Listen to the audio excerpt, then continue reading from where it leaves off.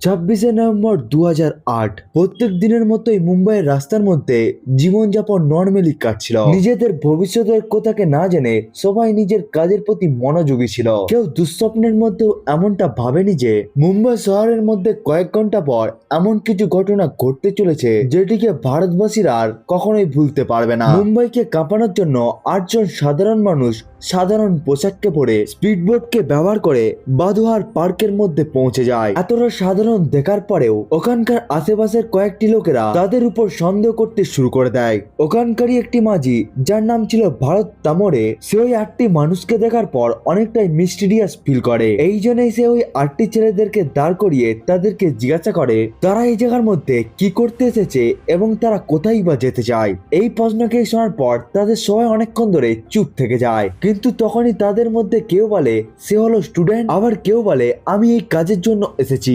কিন্তু তখনই তাদের মধ্যে থাকা একজন ছেলে জোর গলায় চেল্লিয়ে বলতে থাকে আমাদের কাজের কথাকে না ভেবে নিজের কাজের প্রতি মনোযোগ দাও। মুম্বাই শহরের মধ্যে রাতের সময় ছিল। এই সময়ের মধ্যেই 8জন সমবয়সী ছেলে নিজেদের কাঁধের মধ্যে ব্যাগকে নিয়ে ওই জায়গা থেকেই বেরিয়ে পড়ে। ভারত তামরে ওই 8টি ছেলের উপর সন্দেহ করতে শুরু করে দেয়। এই জন্যই সেই ঘটনাকে পুলিশকে গিয়েও জানিয়ে দেয়, কিন্তু পুলিশেরা এই ঘটনার প্রতি মনোযোগী দেয়নি।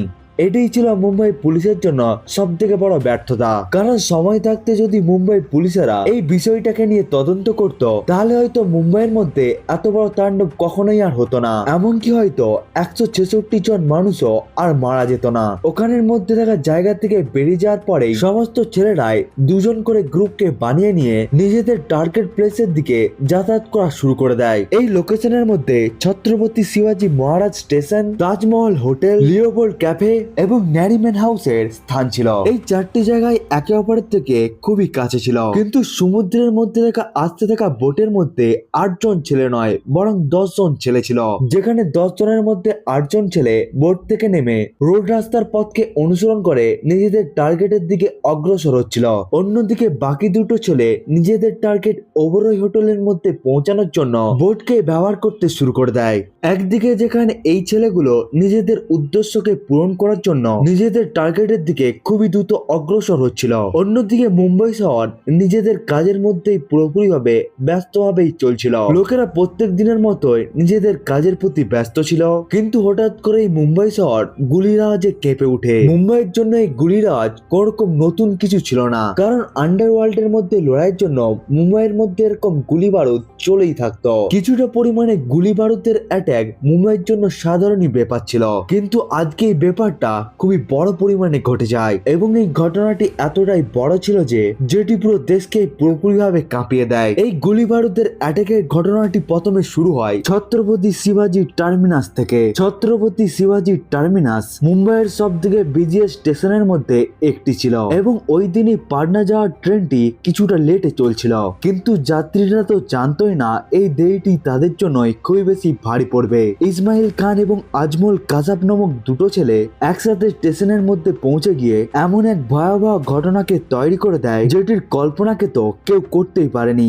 এখানে কাসাব নামক ছেলেটি হাসতে হাসতে পাগল হয়ে গিয়ে মানুষদের উপর অফুরন্ত গুলি চালাতে শুরু করে দেয়। অন্যদিকে ইসলাম নামক ছেলেটি চারিদিকে হ্যান্ড গ্রেনেডকে ছুটতে শুরু করে দেয়। কেউ আসলে বুঝতেই পারছিল না কেন এবং কিসের জন্য এই সমস্ত অ্যাটাক গুলো হচ্ছিল। চারিদিকে শুধুমাত্র গুলির আওয়াজ এবং অবিরাম বোমা ফাটার আওয়াজকে শোনা যাচ্ছিল। এই ঘটনাকেই দেখে ওখানের মধ্যে থাকা মানুষেরা ভয়ে পালাতে শুরু করে দেয়। ওখানের মধ্যে থাকা মানুষেরা যেখানের মধ্যে জায়গা পাচ্ছিল ওখানেই লুকিয়ে যেতে শুরু করে। দৌড়াদৌড়ি এবং চেল্লাচিল্লির মধ্যে ওই 2জন ছেলে এমন ভাবে ফায়ারিং করছিল মনে হচ্ছিল কেউ যেন ভিডিও গেমকে খেলছে। এই 2টো আতঙ্কবাদীর আসলে একটি উদ্দেশ্য ছিল, সেটি ছিল ছত্রপতি শিবাজি টার্মিনাসের মধ্যে যত বেশি সম্ভব তত বেশি মানুষদের হত্যা করে দেওয়া। স্টেশনের মধ্যে কাজ করতে থাকা লোকেরা এবং রেল স্টেশনের মধ্যে থাকা পুলিশেরা কিছুই বুঝতে পারছিল না এই পরিস্থিতিকে আসলে কেমন ভাবে হ্যান্ডেল করা যেতে পারে। এরপরেও এই 2টো আতঙ্কবাদীকে আটকানোর জন্য রেলওয়ে পুলিশ নিজের পুরো চেষ্টা করতে থাকে, কিন্তু তারাও পুরোপুরিভাবে ব্যর্থ হয়ে যায়। এই দুটো ছেলে আগে থেকে প্ল্যান বানিয়ে নিয়ে এসেছিল এবং তার কাছে সমস্ত ধরনেরই হাতিয়ার ছিল। অন্যদিকে রেলওয়ে পুলিশের কাছে শুধুমাত্র ডিউটি রিভলভারই উপস্থিত ছিল, যার ফলে পুলিশেরা এই আতঙ্কবাদীদের সাথে লড়াই করতে পারেনি। কিন্তু এই সময়ের মধ্যে রেল স্টেশনের মধ্যে থেকে একটি কর্মচারী, যার নাম ছিল বিষ্ণু দত্তরাম, তিনি নিজের জীবনের কথাকে পরোয়া না করে অ্যানাউন্স করে সমস্ত প্যাসেঞ্জারদেরকেই বলে দেয় যে সবাই যেন তাড়াতাড়ি স্টেশন থেকে পালিয়ে গিয়ে নিজেদের জীবনকে বাঁচায়। অ্যানাউন্সকে শোনা মাত্রই অনেক প্যাসেঞ্জারই এখান থেকে পালিয়ে নিজেদের জীবনকে বাঁচাতে সফল হয়ে যায়। কিন্তু এই দুটো আতঙ্কবাদীদের অ্যাটাক এতটাই ভয়ানক ছিল যে যার ফলে 1 ঘন্টার মধ্যে 58 জন মানুষ নিজেদের জীবনকে হারিয়ে ফেলে। অন্যদিকে 104 জন মানুষ খুবই খারাপভাবে আহত হয়ে যায়। যখন সিএসটি রেলওয়ে স্টেশনের মধ্যে গুলি বারুদ চলছিল, তখনই মুম্বাই পুলিশ এই ঘটনাটিকে জানতে পেরে যায়। কিন্তু পুলিশ কিছু করার আগেই আরেকটি বড় ঘটনা ঘটে যায়, কিন্তু এইবারের লোকেশন আলাদা ছিল। মুম্বাইয়ের জনপ্রিয় লিওপোল্ড ক্যাফের মধ্যে ওই 10 জনের মধ্যে 2 জন আতঙ্কবাদী শোয়েব এবং নাজির একদম সিএসটি রেলওয়ে স্টেশনের মতোই আতঙ্ককে পুরোপুরিভাবে প্রস্তুত করে নেয়। লিওপোল্ড ক্যাফের মধ্যে থাকা মানুষেরা নিজেদের সন্ধ্যেকে খুব ভালোভাবে উপভোগ করছিল, এমনকি তারা আসতে থাকা সময়ের সম্বন্ধে কিছুটাও মাত্র কল্পনা করতেও পারেনি। পার্টি করতে থাকা মানুষরা একটু মাত্র অনুমান করতে পারেনি যে এই রাত্রি তাদের জন্য শেষ রাত হতে চলেছে। তারা সবাই খুশি এবং টাইমকে কাটাতে খুবই বেশি উদ্বিগ্ন ছিল। কিন্তু তখনই দুটো যুবক ছেলে হাতের মধ্যে দুটো বন্দুককে তুলে নিয়ে ক্যাফের মধ্যে বসে থাকা সমস্ত মানুষেরই রক্তের পিপাসুতে পরিবর্তন হয়ে যায়। লিওপোল্ড ক্যাফে মুম্বাইয়ের খুবই জনপ্রিয় ক্যাফের মধ্যে একটি ছিল, যেখানে মানুষের ভিড় সব সময় লেগেই থাকতো। এমনকি এই ক্যাফের মধ্যে বেশিরভাগ সময়ই ফরেনাররা এসে থাকতো। ক্যাফের জনপ্রিয়তা এবং ফরেনাররা এখানে আসার জন্যই এই ক্যাফেকে আতঙ্কবাদীরা টার্গেট বানিয়ে নেয়। দুটো আতঙ্কবাদী লিওপোল্ড ক্যাফের মধ্যে ঢুকে যাওয়ার পর তারা অনবরত ফায়ারিং করতে শুরু করে দেয়। এই ফায়ারিং এর জন্য ক্যাফের মধ্যে থাকা অনেক মানুষই চেয়েও নিজেদের জীবনকে বাঁচাতে পারেনি। এর ফলে এই অ্যাটাকের জন্য অনেক বিদেশি এবং ভারতীয় মানুষ মারা যায়। মুম্বাইয়ের মধ্যে দুটো পরপর অ্যাটাক হয়ে যাওয়ার পরেও ঘটনা এই জায়গার মধ্যে থামেনি, কারণ এর থেকেও বড় বড় অ্যাটাক আগে আসতে চলেছিল, যার জন্য অনেক মানুষেরই জীবন যেতে চলেছিল। লিওপোল্ড ক্যাফেকে টার্গেট বানানোর পর এই দুটো আতঙ্কবাদী তাজ হোটেলের দিকে অগ্রসর হয়ে যায়, যেখানে তাদের জন্য আগে থেকেই দুটো গ্যাং মেম্বার উপস্থিত ছিল। বারবার এইরকম ভয়ানক অ্যাটাকের জন্য ঘুমতে থাকা মানুষেরাও আবার জেগে উঠে। পুলিশেরা মানুষদেরকে নিজেদের ঘরের মধ্যে থাকার জন্য আদেশ দিয়ে দেয়। সবকিছুই এতটাই তাড়াতাড়ি এবং অদ্ভুত ভাবে ঘটছিল, কেউ কিছুকে চিন্তাও করতে পারছিল না, এমনকি কেউ কিছুকে বুঝতেও পারছিল না। প্রত্যেক মিনিট অন্তর অন্তরই মিডিয়ার মধ্যে অ্যাটাক করার খবর খুব দ্রুতই ছড়িয়ে যাচ্ছিল। কয়েক ঘন্টা আগে শুরু হওয়া এই অ্যাটাক এতটাই একটি বিশাল রূপকে নিয়ে নেয়, যার ফলে চারিদিক থেকে শুধুমাত্র গুলি এবং বোমের আওয়াজকেই শোনা যাচ্ছিল। নিজেদের দ্রুত জীবনযাপন কাটানো মুম্বাই শহর কিছুক্ষণের জন্য থেমে যায়। শুরুর দিকে মুম্বাই পুলিশেরা এটিকে একটি গ্যাং ওয়ার মনে করছিল, কিন্তু কিছু সময় পর পুলিশরাও জানতে পেরে যায় এটি কোন রকম গ্যাং ওয়ার নয়, বরং এটি হলো ফুললি প্ল্যানিং একটি টেররিস্ট অ্যাটাক। মুম্বাইয়ে ওই দিন একই সময়ের মধ্যে অনেক জায়গার মধ্যেই অ্যাটাক হচ্ছিল। যখন সিএসটি স্টেশন এবং লিওপোল্ড ক্যাফের মধ্যে অ্যাটাক হচ্ছিল, তখনই আতঙ্কবাদীদের আরেকটি গ্রুপ তাজ হোটেলকে নিজেদের টার্গেট বানিয়ে নেয়। তাজ হোটেলের উপর অ্যাটাক করার এতটাই বিশাল প্ল্যানকে বানিয়ে নেওয়া হয়, যার ফলে যেই সময়ের মধ্যে তাজ হোটেলের উপর অ্যাটাক করা হচ্ছিল ওই সময় হোটেলের ম্যাক্সিমাম রুমই বুক ছিল। এমনকি অ্যাটাকের সময় অনেক বিজনেসম্যানই ওই জায়গার মধ্যে উপস্থিত ছিল। এমনকি দুর্ভাগ্যবশত ভাবে গৌতম আডানিও তাজ হোটেলের মধ্যেই মিটিং করছিল। কিন্তু যখনই আডানি নিজের মিটিং কে কমপ্লিট করে তাজ হোটেল থেকে বাইরে যাচ্ছিল, তখনই ওনার টিম মেম্বাররা ওনার আরেকটি মিটিং রয়েছে সেটির কথাকে বলে দেয়। এর ফলে গৌতম আডানি তাজ হোটেল থেকে বাইরে যাওয়ার জায়গায় আবার মিটিং হলের দিকে চলে যায়। একদিকে আডানি মিটিং এর দিকে যাচ্ছিল, অন্যদিকে আতঙ্কবাদীদের তৃতীয় গ্রুপ অর্থাৎ হাফিজ এবং জাভেদ তাজ হোটেলের মেন গেট দিয়ে তাজ হোটেলের মধ্যে ঢুকে যায়। ওনাদের হোটেলের মধ্যে ঢুকে যাওয়ার পরেই হোটেল তাজ পুরোপুরিভাবে গুলির আওয়াজে কেঁপে ওঠে। কিন্তু যখনই আডানির টিম মেম্বাররা এই ঘটনাকে জানতে পেরে যায়, তখনই আডানিকে খুব তাড়াতাড়ি কিচেনের সাহায্যে বেসমেন্টের মধ্যে নিয়ে চলে যাওয়া হয়, যেখানে তিনি রাত পর্যন্তই ওখানে উপস্থিত ছিল। অন্যদিকে সকালে মার্কোস কমান্ডার ওনাকে রেস্কিউ করে নেয়। আডানি তো তাজ হোটেল থেকে সেভ হয়ে গিয়েছিল, কিন্তু এখনো পর্যন্ত হাজারেরও বেশি মানুষের জীবন বিপদের মধ্যে ছিল। দুটো আতঙ্কবাদী বারবার ফায়ারিং করেই যাচ্ছিল। গুলির আওয়াজের জন্য চারিদিকে ভয় ছড়িয়ে পড়েছিল। প্রথমত এই দুটো আতঙ্কবাদী তাজ হোটেলের মেন গেটের মধ্যে রাখা দুটো বড় বড় সিকিউরিটিকে মেরে দেয়। এরপরে হোটেলের গ্রাউন্ড ফ্লোরের মধ্যে যতগুলো মানুষ ছিল তাদের মধ্যে কয়েকজনকে মেরে দেয়, এমনকি কয়েকজনকে হস্টেজ বানিয়ে নেয়। ফায়ারিং করতে করতে আতঙ্কবাদীরা গ্রাউন্ড ফ্লোর থেকে উপরের দিকে যেতে শুরু করে দেয়। কিন্তু এই সুযোগকে কাজে লাগিয়ে মুম্বাই পুলিশ ভিন্ন ভিন্ন গেট থেকে অনেক বড় অধিকারীকে রেস্কিউ করে নেয়। প্রায় 200 জনের মতো মানুষেরা হোটেলের দরজাকে ভেঙে বেডশিট এবং পর্দার সাহায্যে নিজেদের জীবনকে বাঁচাতে সফল হয়ে যায়। এখানেই আতঙ্কবাদীদের মূল উদ্দেশ্য ছিল কোনো বড় বিজনেসম্যান অথবা কোনো ফরেনারকে হস্টেজ বানানো, যাতে তারা এর সাহায্যে ইন্ডিয়ান গভর্নমেন্টের সাথে নেগোসিয়েট করতে পারে। দুটো আতঙ্কবাদী হোটেলের মধ্যে ঢুকে যাওয়ার পরেই তারা 5ম ফ্লোরের মধ্যে এই জন্যই অ্যাটাক করে কারণ 5th ফ্লোরটি ছিল বিজনেসম্যানদের জন্য। তারা মনে করছিল এই ফ্লোরের মধ্যে তারা কোনো না কোনো রকম বড় বিজনেসম্যানকে পেয়ে যাবে। এমনকি যদি সঠিক সময়ের মধ্যে গৌতম আডানিকে ওখান থেকে না রেস্কিউ করা হতো, তাহলে আতঙ্কবাদীদের ওই উদ্দেশ্য পূরণই হয়ে যেত। কিন্তু 5ম ফ্লোরের মধ্যে কোন রকম বিগ বিজনেসম্যান না পাওয়ার কারণে দুটো আতঙ্কবাদী রেগে গিয়ে 6th ফ্লোরের দিকে যেতে শুরু করে দেয় এবং ওখানে তাদের কন্ট্রোল সেন্টারকে বাড়ানোর জন্য তারা খুবই ভালো একটি রুমকে খোঁজার চেষ্টা করতে শুরু করে।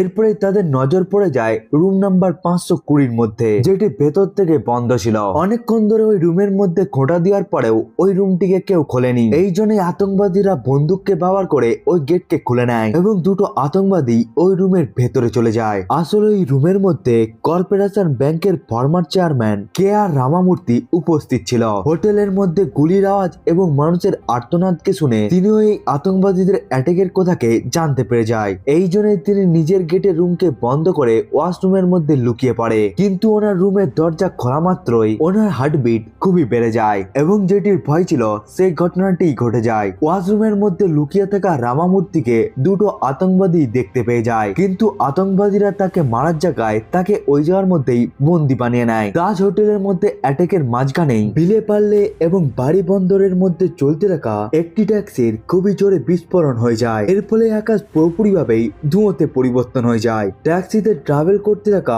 প্রত্যেকটি মানুষই মারা যায়। ট্যাক্সির মধ্যে বোম ব্লাস্টটি এতটাই জোরদার হয় যে যার ফলে আশেপাশের অনেক বড় বড় বিল্ডিং এর মধ্যেই আগুন লেগে যায় এবং এর জন্য অনেক মানুষের মৃত্যু হয়ে যায়। এমনকি ওই ট্যাক্সির মধ্যে বোমকে ওই 10 জন আতঙ্কবাদীর মধ্যেই 2 জন লাগিয়েছিল। প্রথমত আতঙ্কবাদীরা জনপ্রিয় জায়গাকে তো টার্গেট বানাচ্ছিল, কিন্তু তারা ওই সমস্ত ট্যাক্সিগুলোকেও টার্গেট বানাচ্ছিল যার সাহায্যে তারা একটি জায়গা থেকে আরেকটি জায়গায় ট্রাভেল করছিল। আতঙ্কবাদীরা ট্যাক্সির মধ্যে ট্রাভেল করার সময় ড্রাইভারকে কোথার মাধ্যমে বোকা বানিয়ে গাড়ির মধ্যে বোমকে ফিট করে দিত। এরপরে আতঙ্কবাদীরা নিজেরাই ট্যাক্সি থেকে বাইরে চলে আসতো এবং এই 10 জন আতঙ্কবাদীরা ট্যাক্সি বিস্ফোরণের মাধ্যমেও মুম্বাই শহরকে কাঁপিয়ে রাখছিল। অন্যদিকে তাজ হোটেলের মধ্যে যখন দুটো আতঙ্কবাদীরা 6th ফ্লোরের মধ্যে নিজেদের কন্ট্রোল রুমকে বানাচ্ছিল, তখনই তাদের আরো দুটো সাথী নাজির এবং শোয়েব তাজ হোটেলের মধ্যে এসে যায়। হোটেলের মধ্যে এসে যাওয়ার পরেই এই দুটো আতঙ্কবাদী আনলিমিটেড লেভেলের ফায়ারিং কে করতে শুরু করে দেয়, যার ফলে এই জায়গার মধ্যে অনেক মানুষেরই মৃত্যু হয়ে যায়। এরপরে আতঙ্কবাদীরা 4 জন লোককে রুম নাম্বার 520 মধ্যে নিয়ে গিয়ে হোস্টেজ বানিয়ে নেয়। অর্থাৎ এখন রুম নাম্বার 520 মধ্যে 4 জন আতঙ্কবাদী এবং 5 জন হোস্টেজ ছিল। এই সময়ের মধ্যে একটি আতঙ্কবাদী নিজের ফোনের সাহায্যে কারোর সাথে কথা বলছিল এবং এরপরে তারা পরবর্তী অ্যাটাকের কথাকে নিয়েও ডিসকাস করছিল। অন্যদিকে আরেকটি আতঙ্কবাদী এই 5 জন বন্দি করা মানুষের কাছ থেকে আইডি কে নিয়ে গুগলের মধ্যে সার্চ করতে শুরু করে দেয়। আসলে ওই আতঙ্কবাদীটি খোঁজার চেষ্টা করছিল এদের মধ্যে কোনো হোস্টেজ যাতে কোনো বড় পদের মানুষ হয়, যার সাহায্যে তারা ভারত সরকারের উপর চাপকে সৃষ্টি করে ভারত সরকারকে নেগোসিয়েট করার জন্য বাধ্য করাতে পারবে। কিন্তু হোস্টেজ বানানো লোকেদের মধ্যে কেউ বড় নাম না থাকায় আতঙ্কবাদীরা রুমের মধ্যে থাকা সমস্ত কাপড়ের মধ্যেই আগুন লাগিয়ে দেয়। এমনকি তারা রুমের মধ্যে লককে লাগিয়ে বাইরে চলে আসে। রুমের মধ্যে হতে থাকা ধোঁয়ার জন্য ওই 5টি হোস্টেজ করা লোকেদের শ্বাস নিতেও কষ্ট হচ্ছিল, কিন্তু তারা কোনো মতে একে অপরকে মুক্ত করে বেডশিটকে ব্যবহার করে রুমের মধ্যে থাকা দরজার সাহায্যে নিজেদেরকে নামিয়ে নিয়ে নিজেদের জীবনকে বাঁচাতে সফল হয়ে যায়। এই 5টি হোস্টেজ তো বেঁচে যায়, কিন্তু এখনো পর্যন্ত তাজ হোটেলের মধ্যে 31 জন মানুষ মারা গিয়েছিল। একদিকে তাজ হোটেলের মধ্যে আতঙ্ক ছড়িয়ে চলছিল, অন্যদিকে আতঙ্কবাদী চতুর্থ টিম নাসির এবং বাবার ইমরান নারিম্যান হাউসের মধ্যে পুরোপুরিভাবে ঢুকে গিয়ে ওখানকার মধ্যে থাকা মানুষদেরকেই হস্টেজ বানিয়ে নেয়। আসলে নারিম্যান হাউসের মধ্যে এই আতঙ্কবাদীদের অ্যাটাক করার আরেকটি বড় উদ্দেশ্য ছিল। 5 তলার এই বিল্ডিং জুইস অর্গানাইজেশনের দ্বারা 2 বছর আগে কিনে নেওয়া হয়েছিল। এই জন্যই নারিম্যান হাউস একটি ইহুদিদের স্থান ছিল। এখানে অনেক ইহুদি ফ্যামিলিরাই এসে প্রেয়ার করে থাকতো। এই জায়গার মধ্যেই ইসরায়েল প্রিস্ট গ্যাব্রিয়াল হলসবার্গ এবং তার ওয়াইফ রিবকা নিজেদের ছেলেদের সাথে বসবাস করত। জিউ সেন্টার হওয়ার কারণে আতঙ্কবাদীদের এখানে প্ল্যান, কাউকে এখানে মারার জায়গায় তাদেরকে বন্দি করার উদ্দেশ্য ছিল। তাদের উদ্দেশ্য ছিল সমস্ত ইসরায়েল সিটিজেনকে এই জায়গার মধ্যে বন্দি বানিয়ে ইসরায়েল সরকারের সাথে তারা নেগোসিয়েট করবে, যার ফলে ইসরায়েল ভারত সরকারের উপর চাপ সৃষ্টি করত তাদের সিটিজেনদেরকে বাঁচানোর জন্য। এমন ভাবেই আতঙ্কবাদীদের আরেকটি উদ্দেশ্য ছিল ইসরায়েল এবং ভারতের সম্পর্ককে খারাপ করে দেওয়া। এই জন্যই দুটো আতঙ্কবাদী এখানের মধ্যে থাকা গ্যাব্রিয়েল এবং রিবকার উপর ইসরায়েল এমবেসির সাথে কথা বলার জন্য তাদের উপর চাপ সৃষ্টি করতে থাকে। কিন্তু যখন কথা আগিয়ে যাচ্ছিল না, তখন আতঙ্কবাদীরা রেগে গিয়ে নারিম্যান হাউসকেও রক্তাক্ত করে তুলে, যার ফলে নারিম্যান হাউসের মধ্যে 11 জন মানুষ মারা যায়। ছত্রপতি শিবাজি স্টেশন, লিওপোল্ড ক্যাফে, তাজ হোটেল এবং নারিম্যান হাউস এবং ট্যাক্সির মধ্যে বোম ব্লাস্ট, যেখানে এত কিছু ঘটনা ঘটছিল, তখনই আতঙ্কবাদীদের পঞ্চম গ্রুপ আব্দুল রহমান এবং ফেদুল্লাহ ওবরই হোটেলের সামনে নিজেদের বোটকে সমুদ্রের কিনারার সামনে রেখে দেয়। এরপরেই তারা হোটেলের লবির মধ্যে অবিরাম গুলি চালাতেও শুরু করে দেয়। এখানেও আতঙ্কবাদীদের অ্যাটাক করার পদ্ধতি সেম ছিল। গুলির আওয়াজকে শোনা মাত্রই ওখানের মধ্যে থাকা অনেক মানুষই নিজেদের জীবনকে বাঁচানোর জন্য পালাতে শুরু করে। কিন্তু এই পালানোর সময় আতঙ্কবাদীরা ওবরই হোটেলের দুটো স্টাফ জর্ডান এবং প্রদীপকে পুরোপুরিভাবে হোস্টেজ বানিয়ে নেয়। আতঙ্কবাদীরা প্রথমে জর্ডানকে ধরে নিয়ে তাকে ফোর্স করতে থাকে সে যেন পর্দার মধ্যে অ্যালকোহল লাগিয়ে দিয়ে সে যেন তার উপরে আগুন লাগিয়ে দেয়। কিন্তু এই কাজটিকে করতে করতে জর্ডানের হাত কাঁপতে শুরু করে দেয়। এটিকে দেখার পর একটি আতঙ্কবাদী খুবই রেগে যায় এবং জর্ডানকে এখানে গুলি মেরে দেয়। জর্ডানের মারা যাওয়ার পর এই কাজটিকে প্রদীপকে দিয়ে দেওয়া হয়। প্রদীপ নিজের সামনে মৃত্যুকে দেখে সে কোনোভাবে পর্দার মধ্যে আগুন লাগিয়ে দেয়। এরপরে আতঙ্কবাদীরা প্রদীপের কাছ থেকে হোটেলের মধ্যে থাকা ভিআইপিদের সম্বন্ধে সবকিছুকে জিজ্ঞাসা করতে শুরু করে, যেখানে প্রদীপ নিজের বুদ্ধিকে লাগিয়ে বলতে থাকে ভিআইপিরা এই হোটেলের উপরতলায় রয়েছে, এই জন্যই তাদেরকে অবশ্যই লিফটের সাহায্যে যেতে হবে। প্রদীপ এবং দুটো আতঙ্কবাদী লিফটের কাছে যেতে শুরু করে, কিন্তু লিফটের মধ্যে যাওয়ার আগেই প্রদীপ ওই দুটো আতঙ্কবাদীদেরকে বোকা বানিয়ে নিজেই একাই লিফটের মধ্যে ঢুকে পড়ে এবং সে লিফটের নিচে যাওয়ার বাটনকে ক্লিক করে লিফটকে পুরোপুরিভাবে বন্ধ করে দেয়। এই ঘটনাটি এতটাই তাড়াতাড়ি ঘটেছিল যে যার ফলে আতঙ্কবাদীরা কিছুই বুঝতে পারেনি, কিন্তু প্রদীপের এই কাজের জন্য আতঙ্কবাদীরা আরো বেশি রেগে যায়। এই জন্যই তারা সব থেকে প্রথমে লিফট, এরপরে তারা চারদিকে ফায়ারিং করতে শুরু করে দেয় এবং এই অ্যাটাকের জন্য 30 জনের বেশি মানুষ নিজের জীবনকে হারিয়ে ফেলে। একই দিন এবং একই সময়ে ভিন্ন ভিন্ন জায়গা থেকে অ্যাটাকের কথাকে শোনার পর মহারাষ্ট্রিয়ান পুলিশ পুরোপুরিভাবে ক্লুলেস হয়ে যায়। এমনকি তারা কিছু সময়ের জন্য বুঝতেই পারছিল না তাদের আসলে কি করা উচিত। কিন্তু এরপরেও গুলি বারুদের সূচনা পাওয়ার পরেই মুম্বাই এটিএস এর হেড হেমন্ত কারকারে খুব তাড়াতাড়ি নিজের টিমকে বানিয়ে নিয়ে ওই আতঙ্কবাদীদের পিছু করতে শুরু করে দেয়। তিনি সব থেকে প্রথমে সিএসটি রেল স্টেশনের মধ্যে পৌঁছে যায়, কিন্তু ততক্ষণ পর্যন্ত রক্তের খেলা শেষ হয়ে গিয়েছিল। তখনই তিনি ফোনের সাহায্যে জানতে পারেন যে দুটো আতঙ্কবাদী নিজেদের বন্দুককে নিয়ে কামা হসপিটালের পাশ দিয়ে যাচ্ছে। এই কথাকে জানার পরে হেমন্ত কারকারে নিজের গাড়িকে কামা হসপিটালের দিকে নিয়ে নেয়। এই গাড়ির মধ্যে হেমন্ত কেরকেরের সাথে এসিপি অশোক কামতে, বিজয় সালাস্কার, হেড কনস্টেবল অরুণ যাদব, এমনকি 3টি সিপাহীও উপস্থিত ছিল। তাদের গাড়ি যখনই কামা হসপিটালের কাছে পৌঁছে যায়, সিএসটি তে অ্যাটাক করা দুটো আতঙ্কবাদী কাসাব এবং ইসলাইম তাদের গাড়ির সামনে এসে যায় এবং ওই দুটো আতঙ্কবাদী গাড়ির উপর আনলিমিটেড লেভেলের ফায়ারিং করতে শুরু করে দেয়। তারা কয়েক মিনিটের মধ্যেই AK-47 এর দুটো ম্যাগাজিনকেই শেষ করে দেয়। এই সময়ের মধ্যে পুলিশের তরফ থেকেও গুলি চলতে শুরু হয়ে যায়, যার ফলে কাসাবের হাতের মধ্যেও গুলি লেগে যায়। কিন্তু আতঙ্কবাদীদের এমন লেভেলের অ্যাটাকের জন্য পুলিশের গাড়ি পুরোপুরিভাবেই ধ্বংস হয়ে যায়। পুলিশের পক্ষ থেকে ফায়ারিং শেষ হয়ে যাওয়ার পরেই কাসাব এবং ইসলাম গাড়ির দিকে যেতে শুরু করে দেয় এবং তারা কনফার্ম করার চেষ্টা করতে থাকে পুলিশের কোনো মেম্বার বেঁচে তো নেই। এই অ্যাটাকের মধ্যে হেমন্ত কেরকেরের সাথে অনেক পুলিশই মারা যায়। দুটো আতঙ্কবাদী যখন গাড়ির সামনে এবং পেছনে দেখে এটিকে কনফার্ম করে নেয় যে কোনো পুলিশই এখন বেঁচে নেই, তখন তারা বিজয় সালাস্কার, হেমন্ত কেরকেরে এবং অশোক কামতার ডেড বডিকে গাড়ি থেকে নিচে নামিয়ে দেয়। এরপরে তার ড্রাইভারের সিট খালি করিয়ে দেয়। আতঙ্কবাদীরা পেছনে থাকা পুলিশের ডেড বডিকেও নিচে নামাতে চেয়েছিল, কিন্তু পেছনের দরজা না খোলার জন্য তারা অত বেশি পরিমাণের সময়কে অপচয় না করে তারা গাড়ির সামনের সিটের মধ্যে বসে গিয়ে মালাবার হিল স্টেশনের দিকে বেরিয়ে পড়ে। কিন্তু এই গুলি বারুদের অ্যাটাকের জন্য পুলিশের গাড়ি খুবই খারাপ হয়ে গিয়েছিল।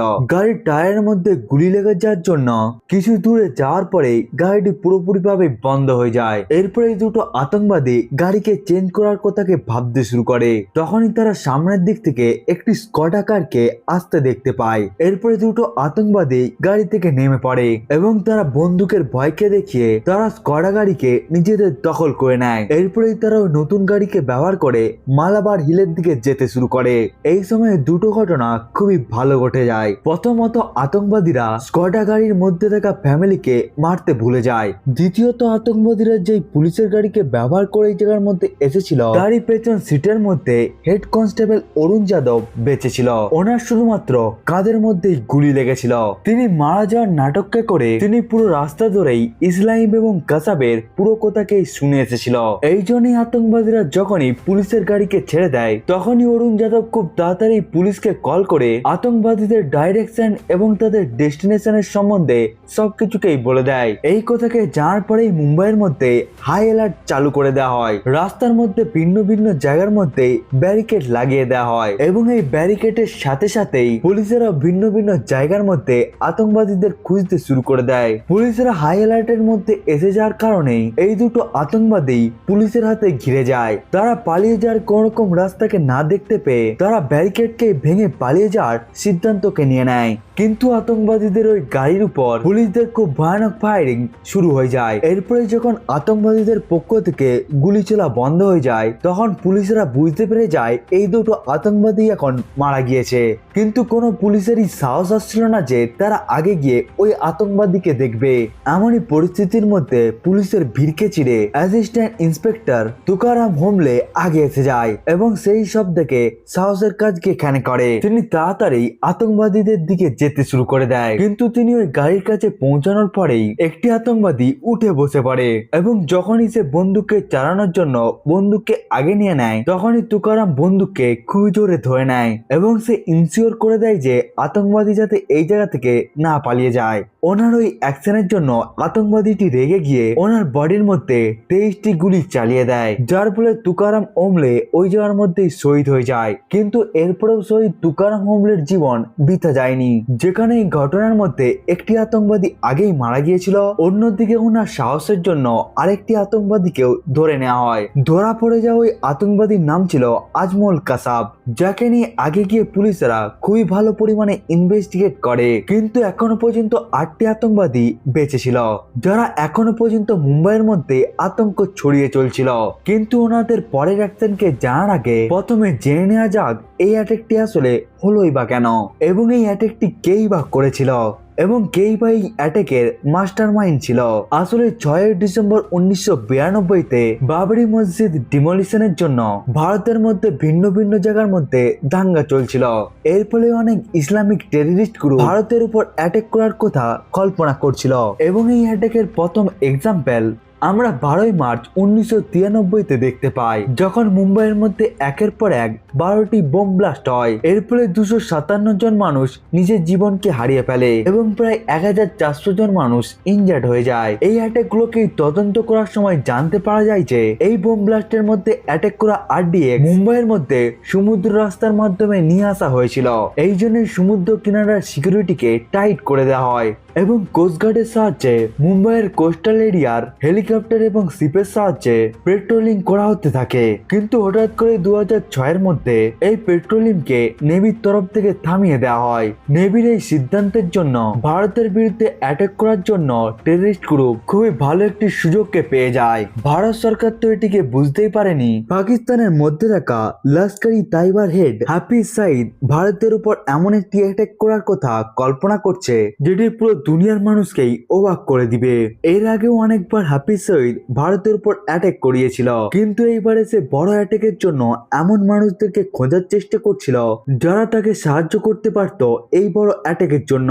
এবং হঠাৎ করে এই সময়ের মধ্যেই তার সাথে দেখা হয় দাউদ সাইদ গিলানির, যিনি আমেরিকার মধ্যে থেকে ড্রাগের বিজনেসকে চালাতো। এমনকি ওনার এই কাজের জন্য তাকে অনেকবারই জেলের মধ্যেও যেতে হয়েছিল। দাউদ গিলানির বাবা সাইদ সালিম গিলানি একজন পাকিস্তানি ডিপ্লোমেট ছিল এবং মা অ্যালিস সেরিল হেডলি একজন আমেরিকান ছিল। এই জন্যই দাউদকে দেখতে পুরোপুরিভাবে আমেরিকান বলেই মনে হতো এবং এই ভালো অ্যাপিয়ারেন্স থাকার জন্যই হাফিজ সাইদ দাউদকে খুবই বড় একটি কাজের জন্য ব্যবহার করতে চলেছিল। 2001-এর পর থেকেই হাফিজ সঈদ দাউদ গিলানির টাচের মধ্যেই ছিল এবং সে নিজের উদ্দেশ্যকে পূরণ করার জন্য 2002-এর মধ্যে হাফিজ সঈদ দাউদকে দাওয়াতের নামে পাকিস্তানের মধ্যে ডেকে নেয়। তারা দুজনে যখন একে অপরের সাথে দেখা করে তখন হাফিজ দাউদকে নিজের পুরো প্ল্যানই বলে দেয়, কিন্তু এরপরেও সে নিজের পুরো প্ল্যানকে দাউদকে বলেনি, কিন্তু সে এই কথাকে বলে দেয় যে সেই লড়াইকে কাশ্মীরের জন্য করতে চায়। দাউদ হাফিজ সাইদের কাছ থেকে খুবই বেশি পরিমাণে ইনফ্লুয়েন্স হয়ে যায় এবং সে এই প্ল্যানকে পূরণ করার জন্য রাজি হয়ে যায়। দাউদকে ট্রেনিং দেওয়ার জন্য অনেকবারই পাকিস্তানের মধ্যে ডেকে নেওয়া হয়, এমনকি অনেকবার মিটিং এর পর ওনাকে লস্করি তাইবানের ফরেন রিকোয়ারমেন্টের মধ্যে ট্রান্সফার করে দেওয়া হয়। এরপরে দাউদকে পুরোপুরিভাবে ট্রেনিং দেওয়ার পর লস্করি তাইবা অ্যানাউন্সমেন্ট দেয় যে এখন তার সাহায্য কাশ্মীরের জন্য নয়, বরং এখন তাকে মুম্বাইয়ের জন্য সাহায্য করতে হবে। কিন্তু এর প্রস্তুতিকে নেওয়ার জন্য সাইদ দাউদকে নিজের পরিচয়পত্রকে পরিবর্তন করার জন্য বলে দেয়।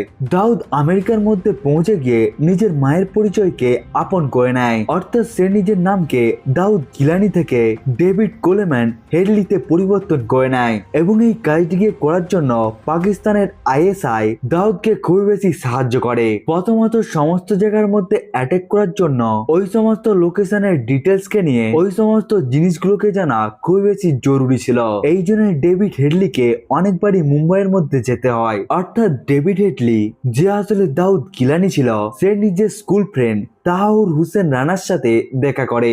আসলে তেহুর রানা একজন পাকিস্তান আর্মির ডক্টর ছিল, কিন্তু এরপরে তিনি একজন কানাডিয়ান মহিলার সাথে বিয়ে করে সাল 1997-এর মধ্যে কানাডা পৌঁছে যায়। এমনকি তিনি অনেক বছর ধরেই নিজের ভিসা কোম্পানিকে চালাচ্ছিল। এখানে দাউদ গিলানি তেহুরের সাথে একটি প্ল্যানকে বানিয়ে নেয় এবং সে তার ভিসা কোম্পানির একটি ব্রাঞ্চকে মুম্বাইয়ের মধ্যে খুলে নেয় যাতে তার মুম্বাই আসতে কোনো রকম অসুবিধা না হয়। এবং এই প্ল্যানের অনুসারে দাউদ পুরোপুরিভাবেই এই প্ল্যানকে এক্সিকিউট করতে থাকে এবং তার ফরেনার লুক এবং USA পাসপোর্ট থাকার জন্য তার উপর কেউই আর সন্দেহ করে না। এমন ভাবে তিনি অনেকবারই মুম্বাইয়ের মধ্যে আসতে থাকে এবং সমুদ্রের মধ্যে এসে কোন কোন ফেমাস জায়গার মধ্যে এসে অ্যাটাক করা যেতে পারে সে সেটির সমস্ত ডিটেলসকেই লস্করি তাইবানকে দিতে থাকে। অন্যদিকে পাকিস্তানের মধ্যে থাকা হাসিব সাইদ নিজের প্রত্যেকটি ইনফরমেশনের সাহায্যে মুম্বাইয়ের উপর কেমন ভাবে অ্যাটাক করা হবে সেটির সে প্ল্যানকে বানাতে শুরু করে। প্ল্যানকে বানিয়ে নেওয়ার পর ওই প্ল্যানকে এক্সিকিউট করার জন্য কয়েকটি ছেলের দরকার ছিল। এরপরে সময়কে অপচয় না করে হাফিজ সঈদ ছেলেদের সিলেকশন এবং তাদের ট্রেনিং এর কাজকে জাকিবুর রহমানকে দিয়ে দেয়। জাকির এই কাজের জন্য নিজের সাথে আবু হামজা, আবু জুন্দাল এবং আবু গাবাকে নিজেদের টিমের মধ্যে নিয়ে নেয় এবং এরপরেই তারা এমন কয়েকটি ছেলেদেরকে খুঁজতে শুরু করে যারা এখন ঘর থেকে পালিয়ে গিয়েছে, এমনকি যাদের এখনো পর্যন্ত বিয়ে হয়নি। এর ফলে তাদের আগে পেছনে আর কেউ থাকবে না এবং খুব সহজেই মাজাদ এবং জিহাদের নামে এদের ব্রেনকে ওয়াশ করা যেতে পারে। অনেক খোঁজাখুঁজির পর 32টি ছেলেকে সিলেক্ট করা হয়। শুরুর দিকে প্রত্যেকটি সিলেক্ট করা ছেলেকেই বলা হতে থাকে তাদেরকে কাশ্মীরকে মুক্ত করার জন্য বেছে নেওয়া হয়েছে এবং এরপরে তাদেরকে মাজাদের নামে ভিন্ন রাস্তার মধ্যে নিয়ে যাওয়া হতে থাকে এবং তাদেরকে বলা হতে থাকে আল্লাহ তাদেরকে এই ভালো কাজটিকে করার জন্য বেছে নিয়েছে। এর ফলে ওই সমস্ত ছেলেগুলো ওই প্ল্যানকে এক্সিকিউট করার জন্য নিজেদের জীবনকেই লাগিয়ে দিতে শুরু করে এবং এই ট্রেনিংটি 3টি ভাগে বিভক্ত ছিল। প্রথম রাউন্ডের ট্রেনিং দরাই সাফা, দ্বিতীয় রাউন্ডের ট্রেনিং দরাই আম্মা এবং তৃতীয় রাউন্ডের ট্রেনিং দরাই খাসা নামে পরিচিত ছিল। এই সমস্ত ট্রেনিং দেওয়ার সময় ওই ছেলেদেরকে বলা হতে থাকে ভারতের মধ্যে থাকা মুসলিমদের অবস্থা খুবই খারাপ, এমনকি তাদের মাইন্ডের মধ্যে ভারতকে নিয়ে এতটাই খারাপ কিছুকে বলে দেওয়া হয় যার ফলে তারা চেয়েও আর কিছুকে চিন্তা করতেই পারছিল না, এমনকি তারা কোনোভাবেই নিজেদের উদ্দেশ্যকে পূরণ করার জন্য রাজি হয়ে যায়। ট্রেনিং এর সময় এই সমস্ত ছেলেদেরকে অনেক ঘন্টা ধরেই বন্দুকে চালানো শেখানো হয়, এর সাথে সাথে তাদেরকে হ্যান্ড গ্রেনেড এবং লঞ্চারকেও চালানো শেখানো হয়। দুটো রাউন্ডের ট্রেনিং কে ছেলেরা যেমন করে হোক পাস তো করে যায়, যেখানে খাওয়া এবং নামাজকে পড়া ছাড়া আর তাদেরকে কোন রকম কাজকেই করতে দেওয়া হতো না। কিন্তু দরাই খাসা ট্রেনিং এর সময় প্রত্যেকটি ছেলেকেই 60 ঘন্টা না খেয়ে পাহাড়ে চড়া ট্রেনিং কে দেওয়া হতে থাকে। এই ট্রেনিংটি এতটাই ভয়ঙ্কর ছিল যে যার ফলে অনেক ছেলেরাই এই ট্রেনিং কে মাঝপথে রেখেই পালিয়ে যায় এবং তৃতীয় ট্রেনিং এর পর এখন মাত্র 15 জন ছেলেই বেঁচে ছিল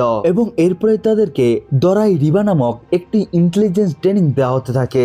এমন ভাবে 2008-এর আগস্ট মাস আস্তে আস্তে পুরো ট্রেনিংই শেষ হয়ে যায় এবং এরপরে মুম্বাইয়ের মধ্যে অ্যাটাক করার জন্য 10টি ছেলেকে বেছে নেওয়া হয় এবং এরপরে সিলেকশনের পর তাদেরকে দুজন করে 5টি গ্রুপে বিভক্ত করে নেওয়া হয়। সবাইকে ভারতের মধ্যে ব্যবহার করার জন্য অ্যামুনিশন, স্যাটেলাইট ফোন, ম্যাপ এবং টাকা দেওয়া হয়। এর কিছু সময় পরেই 27শে সেপ্টেম্বর 2008-এর মধ্যে মুম্বাইয়ের মধ্যে অ্যাটাক করার ডেটকে ফিক্স করে নেওয়া হয়, যার জন্য ট্রেন করে নেওয়া প্রত্যেকটি ছেলেকেই করাচিতে ডেকে নেওয়া হয়। কিন্তু লাস্ট মুহূর্তের মধ্যে এই অ্যাটাকটিকে থামিয়ে নেওয়া হয়। ওই মাসের মধ্যেই দিল্লির মধ্যে 5টি বড় বড় বোম ব্লাস্ট হয়, যার জন্য মুম্বাই এবং দিল্লির মধ্যে রেড অ্যালার্ট চলছিল এবং পুলিশেরা ভালোভাবেই সবকিছুকে খোঁজার চেষ্টা করছিল।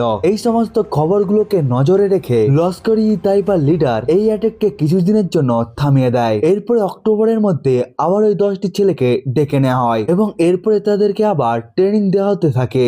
এই সময়ের মধ্যে প্রত্যেকটি ছেলেকেই সাঁতার কাটা এবং বোটকে কেমন ভাবে চালানো যেতে পারে সেটির ট্রেনিং দেওয়া হতে থাকে। সবাইকে ভিডিওর মাধ্যমে টার্গেট করা জায়গাগুলোকে ভালোভাবে দেখানো হতে থাকে, এমনকি টার্গেটের মধ্যে যাওয়ার জন্য কোন কোন রোডকে ব্যবহার করতে হবে এবং কেমন ভাবে ওই সমস্ত জায়গাগুলোর মধ্যে অ্যাটাক করতে হবে সেটির পুরো ডিটেলসকেই তাদেরকে বলা হতে থাকে। অ্যাটাকটি মুম্বাইয়ের মধ্যে হতে চলেছিল, এই জন্যই তাদের 10 জনকেই মারাঠি ভাষারও ট্রেনিং দেওয়া হতে থাকে, এমনকি তাদেরকে এমন পোশাক পরানো হতে থাকে যেগুলো তখন মুম্বাইয়ের মধ্যে ট্রেন্ডের মধ্যে ছিল। এসব ছাড়াও তাদের হাতের মধ্যে ডুরিকেও বেঁধে দেওয়া হয় যাতে তাদেরকে দেখতে হিন্দু বলে মনে হয়। এরপরে সবশেষে অ্যাটাক করার জন্য 22 নভেম্বরের সকালে এই 10টি ছেলেকেই একটি ছোট জাহাজের মধ্যে বসিয়ে তাদেরকে রওনা করে দেওয়া হয়। কয়েক ঘন্টা ধরে সমুদ্রের মধ্যে চলাফেরা করার পর তাদেরকে অন্য একটি বোট আল হাসানির মধ্যে শিফট করে দেওয়া হয়। আল হুসেনি বোটের মধ্যে তাদের জন্য আগে থেকেই দুটো দুটো করে ব্যাগ রাখা ছিল, যার মধ্যে অ্যাটাক করার জন্য তাদের সমস্ত ধরনের হাতিয়ার উপস্থিত ছিল। এর পরের দিন ওই 10টি টেররিস্ট কুবের নামক একটি ভারতীয় জাহাজকে দেখতে পায়, যেই জাহাজকে অমর সিং সোলাঙ্কি চালাচ্ছিল এবং তার সাথে আরো 3 জন মানুষ বসেছিল। এখানে আতঙ্কবাদীরা তাদের বোট খারাপ হয়ে যাওয়ার নাটক করতে শুরু করে এবং তারা কুবেরের মধ্যে থাকা মানুষদের কাছ থেকে সাহায্যকে চেয়ে নেয়। কিন্তু যখনই কুবের জাহাজ তাদের সামনে এসে যায় তখন তারা খুব সহজেই ওই 3টি লোককে মেরে দিয়ে captain Amar Singh K force করতে থাকে মুম্বাইয়ের দিকে যাওয়ার জন্য। যখন জাহাজ মুম্বাইয়ের দিকে এসে যায় তখন আতঙ্কবাদীরা অমর সিং কেও মেরে দেয় এবং শিবকে নিয়ে 26 নভেম্বরের সন্ধ্যাবেলার মধ্যে মুম্বাইয়ের কিনারার কাছে পৌঁছে যায়। এরপরে এই 10টি আতঙ্কবাদীরা মুম্বাইয়ের মধ্যে কেমন ভাবে আতঙ্ক ছড়িয়েছিল সেটিকে তো আমরা এতক্ষণ পর্যন্ত জানতেই পেরে গিয়েছি, কিন্তু এইসব আতঙ্কবাদীদেরকে থামানোর জন্য এবং হোস্টেজ বানানোর হারানো সমস্ত মানুষদেরকে রেস্কিউ করার জন্য ভারত সরকার কোন কোন পদক্ষেপকে নিয়েছিল সেটিকে জানার আগে আমি আপনাদেরকে বলে দিই যে 26শে নভেম্বরের অ্যাটাকের কিছুদিন আগেই আমেরিকার লস্করি তাইবার আল হুসেনির কোঅর্ডিনেটকে ভারত সরকারকে দিয়ে দিয়েছিল, কিন্তু এরপরও ভারত সরকার ওই কোঅর্ডিনেটের সাহায্যে ওই আল হুসেনি বোটকে ট্র্যাকও করেনি, এমনকি তারা কোন রকম অ্যাকশন কেউ নেয়নি। এসব ছাড়াও national security adviser MK Narayan navy এবং কোস্টগার্ডের সাহায্যে গোপন তথ্যকেও জানার চেষ্টা করছিল, কিন্তু এরপরেও সমুদ্রের মধ্যে আল হুসেনি বোটকে ধরতে পারা যায়নি, এমনকি ওই আতঙ্কবাদীদেরকে ধরতে পারাও যায়নি, যার ফলে ফলস্বরূপ মুম্বাইকে এতটা বেশি পরিমাণে কষ্ট সহ্য করতে হয়। অ্যাটাকের সময় মুম্বাই অথরিটির দ্বারা কোন রকম অ্যাকশনকে না নেওয়ার জন্য মুম্বাই তো অনেক বেশি পরিমাণে ধ্বংস হয়ে গিয়েছিল, এমনকি এখনো পর্যন্ত মুম্বাই পুলিশেরা দুটো আতঙ্কবাদীকেই কন্ট্রোল করতে পেরেছিল। এখনো পর্যন্ত 8টি আতঙ্কবাদী 3টি জায়গার মধ্যে ভয়ঙ্কর দৃষ্টিকে সৃষ্টি করেছিল। দুটো আতঙ্কবাদী ওবরয় হোটেলের মধ্যে এবং 4 জন আতঙ্কবাদী তাজ হোটেলের মধ্যে উপস্থিত ছিল। অন্যদিকে দুটো আতঙ্কবাদী নারিম্যান হাউসকে কন্ট্রোলের মধ্যে রেখেছিল। কাসাবকে ধরে নেওয়ার পর তাজ হোটেল, নারিম্যান হাউস এবং ওবরয় হোটেলের মধ্যে বারবার গুলি বারুদের জন্য সবশেষে মহারাষ্ট্রিয়ান গভর্নমেন্ট পুরোপুরিভাবে অ্যাক্টিভ হয়ে যায়। সব থেকে প্রথমে মহারাষ্ট্রিয়ান গভর্নমেন্ট সেন্ট্রাল গভর্নমেন্টের কাছ থেকে সাহায্যকে চেয়ে নেয়। এরপরে নিউ দিল্লি থেকে NSG কমান্ডারদেরকে একে একে তৈরি করা হতে থাকে, কিন্তু কমান্ডাররা ঠিক সময়ের মধ্যে এয়ারক্রাফটকে না পাওয়ার জন্য তাদের মুম্বাইয়ের মধ্যে আসতে অনেকটাই সময় লেগে যেত। এই জন্যই কাউন্টার অ্যাটাককে করার জন্য এবং পরিস্থিতিকে নিয়ন্ত্রণ করার জন্য এই কাজকে মার্কোসকে দিয়ে দেওয়া হয়। মার্কোস অর্থাৎ মারিন কমান্ডার, যারা অজানা জায়গার মধ্যে অপারেশন করার জন্য খুব বেশি জনপ্রিয় ছিল। এই সমস্ত কমান্ডার গুলো সমস্ত ধরনের জিনিসপত্রকে চালানোর জন্য তাদেরকে ট্রেনিং দেওয়া হতো। এই জন্যই আতঙ্কবাদী অ্যাটাককে আটকানোর জন্য মার্কোসকে ডেকে নেওয়া হয়, কিন্তু অনেকটা সময় পর ইনফরমেশনকে পাওয়ার জন্য মার্কোসের ওই টার্গেট জায়গার মধ্যে যেতে অনেকটাই দেরি হয়ে যায়। মার্কোস 27 নভেম্বরের রাতে প্রায় রাত 2টোর সময় মুম্বাইয়ের INS অভিমন্যুর কাছে পৌঁছে যায় এবং তারাও দুটো দলে বিভক্ত হয়ে গিয়ে তাজ হোটেল এবং ওবরয় হোটেলের মধ্যে পৌঁছে যায়। মার্কোসের সব থেকে প্রথম কাজ ছিল ওখানের মধ্যে থাকা বন্দী মানুষদেরকে সেফলি ভাবে মুক্ত করে দেওয়া। মার্কোসের একটি টিম যারা তাজ হোটেলের মধ্যে পৌঁছে গিয়েছিল তাদেরকে হোটেলের ম্যানেজারের দ্বারা তাদেরকে হোটেলের ম্যাপ দেওয়া হয়, কিন্তু এই ম্যাপের সাহায্যে তারা বেশি কোন রকম সাহায্যকে পায়নি, এমনকি তারা তাজ হোটেলের মধ্যে থাকা 4টি আতঙ্কবাদীরও কোন রকম লোকেশনকে জানতো না। এসব ছাড়াও তারা হোটেলের মধ্যে থাকা বন্দী মানুষেরও লোকেশনকে জানতো না। অন্যদিকে মার্কোসের আরেকটি টিমও ওবরয় হোটেলের মধ্যে পৌঁছে গিয়ে এই প্রবলেমকে ফেস করতে শুরু করে। এই পরিস্থিতির মধ্যে তাদের কাজ খুবই কষ্টকর হয়ে যায়, কিন্তু এরপরেও মার্কোস কমান্ডার তাজ হোটেল এবং ওবরয় হোটেলের মধ্যে ঢুকে গিয়ে আতঙ্কবাদীদেরকে খোঁজার চেষ্টা করতে শুরু করে দেয়। মার্কোসরা তো আতঙ্কবাদীদের কোন রকম লোকেশনকেই জানতো না, কিন্তু আতঙ্কবাদীরা মার্কোসের সমস্ত ধরনের প্ল্যানিং কে খুব ভালোভাবে জানতো, কারণ ইন্ডিয়ান মিডিয়া মার্কোসের সমস্ত ধরনের অ্যাকশনকেই টেলিভিশনের মধ্যে লাইভ টেলিকাস্ট করছিল, যেটিকে পাকিস্তানের মধ্যে থাকা লিডার খুব ভালোভাবে লক্ষ্য রাখছিল এবং সেই সমস্ত ইনফরমেশন গুলোকে ফোনের সাহায্যে আতঙ্কবাদীদেরকে দিচ্ছিল।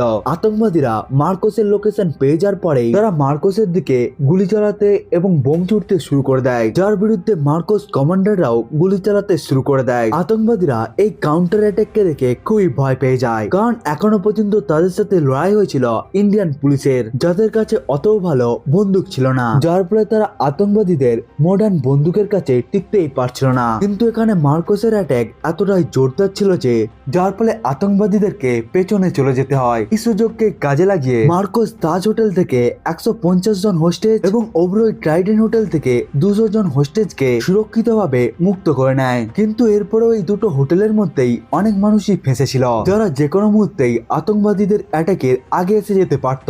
কিন্তু এই সময়ের মধ্যেই ভালো কথা ছিল এই যে সকাল প্রায় 5টার সময় IL-76 এয়ারক্রাফট 200 জনের NSG কমান্ডারকে মুম্বাইয়ে পাঠিয়ে দেয়। NSG কমান্ডার মুম্বাইয়ের মধ্যে পৌঁছে যাওয়ার পর সব থেকে প্রথমে মুম্বাই পুলিশ এবং মার্কোসের কাছ থেকে এই অ্যাটাক রিলেটেড সমস্ত ডিটেলসকে নিয়ে নেয়। এরপরে তারা 3টি টিমে বিভক্ত হয়ে গিয়ে তাজ হোটেল, ওবরয় হোটেল এবং নারিম্যান হাউসের দিকে চলে চলে যায়। এইভাবেই এনএসজির অপারেশন ব্ল্যাক টর্নেডো শুরু হয়ে যায়। 27 নভেম্বর সকাল 6টাতে এনএসজি কমান্ডার প্রথম টিম ওবরয় হোটেলের মধ্যে পৌঁছে যায়, যেটিকে কমান্ড করছিল কর্নেল বিএস রাঠি। কর্নেল রাঠির নেতৃত্বে লেফটেন্যান্ট কর্নেল আর কে শর্মা এবং মেজর বি ভারত নিজেদের টিমকে নিয়ে ওবরয় হোটেলের মধ্যে পৌঁছে যায়। কিন্তু মার্কোসের মতোই এনএসজি কমান্ডারও আতঙ্কবাদীদের লোকেশন এবং বন্দি মানুষের লোকেশনকে জানতো না। কিন্তু এরপরেও তারা নিজেদের ট্রেনিং এবং এক্সপিরিয়েন্সকে ব্যবহার করে একের পর এক ফ্লোর যেতে শুরু করে দেয়। 9 ফ্লোরের মধ্যে পৌঁছে যাওয়ার পরেই আতঙ্কবাদীদের তরফ থেকে ফায়ারিং শুরু হয়ে যায়। এর সাথে আতঙ্কবাদীরা গ্রেনেডকে ছুড়ে পুরো ফ্লোরের মধ্যেই ধোঁয়া সৃষ্টি করে দেয়। অন্যদিকে এনএসজির আরেকটি টিমটি তাজ হোটেলের মধ্যে সিচুয়েশনকে থামানোর চেষ্টা করছিল, যেটিকে নেতৃত্ব দিচ্ছিল কর্নেল সুনীল সোরেন, যার নেতৃত্বে মেজর সান্যাল খান্নাল এবং মেজর সন্দীপ উন্নিকৃষ্ণন উপস্থিত ছিল। তাজ হোটেলের অবস্থা ওবরয় হোটেলের থেকেও খুবই খারাপ ছিল। এখানের মধ্যে থাকা 4টি আতঙ্কবাদী তাজ হোটেলের মধ্যে থাকা অনেকগুলো রুমের মধ্যে আগুন লাগিয়ে দেয়। তাজ হোটেল আগুনের দ্বারা জ্বলছিল এবং এই আগুন এবং ধোঁয়ার জন্যই এনএসজি কমান্ডারদের এখানে শ্বাস নিতেও কষ্ট হচ্ছিল। এমন পরিস্থিতির মধ্যে আতঙ্কবাদীদেরকে খুঁজে শেষ করে দেওয়া এবং বন্দী মানুষদেরকে মুক্ত করার জন্য এনএসজি কমান্ডারকে একটি জায়গার মধ্যে আসতে হয়। 51 স্পেশাল গ্রুপের 10টি কমান্ডারের গ্রুপকে লিড করতে থাকা মেজর সন্দীপ উন্নিকৃষ্ণন হোটেলের স্টেয়ারকেস্টের সাহায্যে অ্যাটাক করার কথাকে চিন্তা করে। প্ল্যানিং এর অনুসারে কমান্ডাররা যখন সেন্ট্রাল টিয়ারেস্টিং কে ব্যবহার করে উপরে উঠছিল, তখনই আতঙ্কবাদীরা তাদের উপরে অ্যাটাক করে দেয়, যার জন্য 7টি গুলি সুনীল যোধার উপর লেগে যায় এবং তিনি খুবই খারাপভাবে ইনজার্ড হয়ে যায়। আতঙ্কবাদীরা তার উপরে আরো বেশি অ্যাটাক করার আগে কমান্ডাররা একে অপরকে কাভার দিয়ে সন্দীপ এবং তাদের পুরো টিমই কাউন্টার অ্যাটাক শুরু করে দেয়। যখন আতঙ্কবাদীরা কিছুটা পেছনে চলে যায়, তখন সন্দীপ নিজের পুরো টিমকে সুনীলকে ফার্স্ট এড দেওয়ার জন্য বলে দেয় এবং তিনি একাই সিঁড়ির উপর উঠতে শুরু করে দেয়। সন্দীপ উপরে যেতে যেতে নিজের টিমকে বলতে থাকে, তোমরা আমার পেছনে আসো না, আমি তাদেরকে হ্যান্ডেল করে নেব। এই কথাকেই বলার পর তিনি উপরে উঠে পড়ে। সন্দীপ এবং 4টি আতঙ্কবাদীদের মধ্যে খুবই জোরদার গুলি বারুদ শুরু হয়ে যায়। একাই সন্দীপ উন্নিকৃষ্ণন আতঙ্কবাদীদের সাথে এমন ভাবেই লড়াই করছিল, যার ফলে আতঙ্কবাদীরা পেছনের দিকে লুকিয়ে যেতে শুরু করে দেয়। কিন্তু এই অ্যাটাকের মধ্যে মেজর সন্দীপেরও অনেকগুলো গুলি লেগে যায়। এই জন্যই শত্রুদেরকে মারার জন্য ওনাকে নিজের জীবনকেও দিয়ে দিতে হয়। এই সময়ের মধ্যেই 20 জনের এনএসজি কমান্ডার টিম 27 নভেম্বরের সন্ধ্যে 5:30টাতে নারায়ণ হাউসের মধ্যে পৌঁছে গিয়েছিল। এনএসজি কমান্ডাররা ওই বিল্ডিং এর গ্রাউন্ড ফ্লোরে ঢোকার অনেকবারই চেষ্টা করতে শুরু করে, কিন্তু ওখানের মধ্যে থাকা আতঙ্কবাদীরা ওই সমস্ত রাস্তাগুলোকেই বন্ধ করে দেয়। এমন পরিস্থিতির মধ্যে এনএসজি কমান্ডাররা নারায়ণ হাউসের মধ্যে ছাদ দিয়ে যাওয়ার প্ল্যানকে বানিয়ে নেয়। এর পরের দিন অর্থাৎ 28 নভেম্বর সকাল 8টার মধ্যে হেলিকপ্টারের সাহায্যে এনএসজি কমান্ডারকে নারায়ণ হাউসের ছাদের মধ্যে নামিয়ে দেওয়া হয়। এমন পরিস্থিতির মধ্যে মিডিয়া এনএসজি কমান্ডার প্রত্যেকটি অ্যাকশনকেই টিভির মধ্যে টেলিকাস্ট করছিল, যার ফলে পাকিস্তানের মধ্যে থাকা লিডার এই সমস্ত ইনফরমেশন গুলোকে খুব সহজেই পেয়ে যাচ্ছিল এবং এরপরে তারা এই সমস্ত ইনফরমেশন গুলোকে আতঙ্কবাদীদেরকেও দিয়ে দিচ্ছিল। এরপরে আতঙ্কবাদীরা যখন নারায়ণ হাউসের মধ্যে এনএসজি কমান্ডারের লোকেশনকে জানতে পেরে যায়, তখন তারা অবিরাম লেভেলের ফায়ারিং এবং বোমা ছুটতে শুরু করে দেয়। তার ফলে কমান্ডার গজেন্দ্র সিং বিসাদ নিজের জীবনকে হারিয়ে ফেলে এবং তিনি ওই সময়ের মধ্যেই শহীদ হয়ে যায়। তাজ হোটেল, ওবরয় হোটেল এবং নারিমান হাউসের মধ্যে এনএসজি কমান্ডার অনেকটাই জটিল সমস্যার মধ্যে পড়ে গিয়েছিল।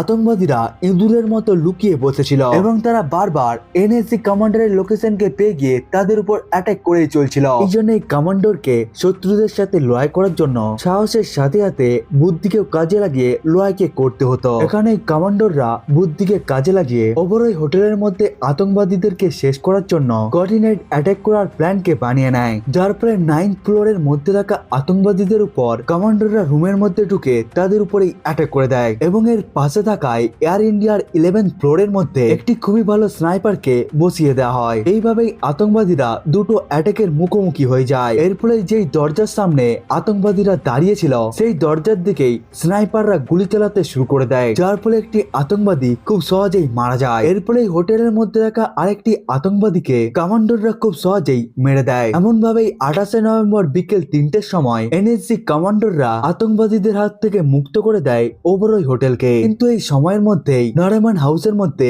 গজেন্দ্র বিশ শহীদ হয়ে যাওয়ার জন্য এনএসজি কমান্ডাররা খুবই বেশি রেগে যায়। নিজের সাথীদের মৃত্যুর রিভেঞ্জকে নেওয়ার জন্য এবং বিল্ডিং এর মধ্যে ফেসে থাকা মানুষদেরকে বাঁচানোর জন্য কমান্ডাররা দুটো আতঙ্কবাদীকে খুঁজে নিয়ে তাদের উপর অ্যাটাক করতে শুরু করে। এখানে মেজর সন্দীপ একটি ক্লুকেও পেয়ে যায় এবং সে একটি রুমের বোমের মধ্যে দুটো বোমকে ছুঁড়ে দেয়, যার জন্য একটি আতঙ্কবাদী আগুনের মধ্যেই জ্বলে মারা যায়। অন্যদিকে আরেকটি আতঙ্কবাদী বেঁচে ছিল, কিন্তু তার কাছেও আর বেঁচে ফেরার কোন রকম আর রাস্তা ছিল না। সমস্ত বন্ধু মানুষকেই ওই জায়গা থেকে মুক্ত করে নরেম্যান হাউসের মধ্যে অনেকগুলোই বোম ফেলিয়ে দেওয়া হয়। তার ফলে এখানে দ্বিতীয় আতঙ্কবাদীটিও মারা যায়। ওবরয় হোটেল এবং এখন নরেম্যান হাউস পুরোপুরিভাবেই সেফ ছিল, কিন্তু এখনো পর্যন্ত তাজ হোটেলের মধ্যে অ্যাটাক চলেই যাচ্ছিল।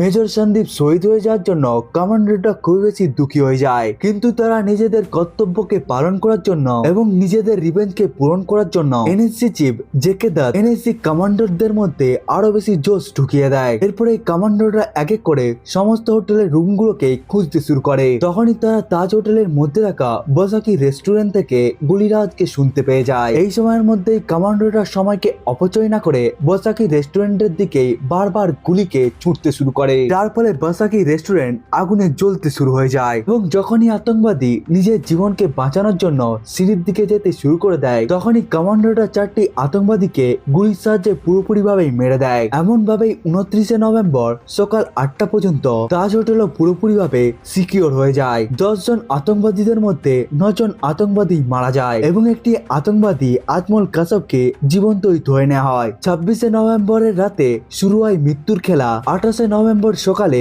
শেষ হয়ে যায়। এই অ্যাটাকের মধ্যে 186 জন নির্দোষ মানুষ মারা যায়, এমনকি 300 জনেরও বেশি মানুষ ইনজার্ড হয়ে যায়। এমনকি 60 ঘন্টা ধরে নিঃশ্বাসকে বন্ধ রাখা মুম্বাই আবার শান্তিতে নিঃশ্বাসকে নিতে শুরু করে দেয়। কিন্তু 10 জন আতঙ্কবাদীদের এমন ভাবে মুম্বাইয়ের মধ্যে ঢুকে গিয়ে এমন ভয়ানক দৃষ্টিকে সৃষ্টি করা ভারতের জন্য খুবই বড় একটি ইন্টেলিজেন্স ফেলিয়ার ছিল। এই ঘটনার জন্য ভারত সরকারকে আবার নিজেদের ইন্টেলিজেন্সকে সিকিউর করার জন্য ভাবতে বাধ্য করে দেয়। এই ঘটনাটির জন্য ভারত সমেত আরো অনেক দেশের মধ্যে এই ঘটনাকে নিয়ে অনেক বছর ধরেই সমালোচনা হতে থাকে, এমনকি ওয়ার্ল্ড মিডিয়ার মধ্যে এই ঘটনাকে নিয়ে নিন্দা চলছিল। অন্যদিকে মহারাষ্ট্রের মধ্যে একের পর এক মন্ত্রী রিজাইন দিয়ে দিচ্ছিল।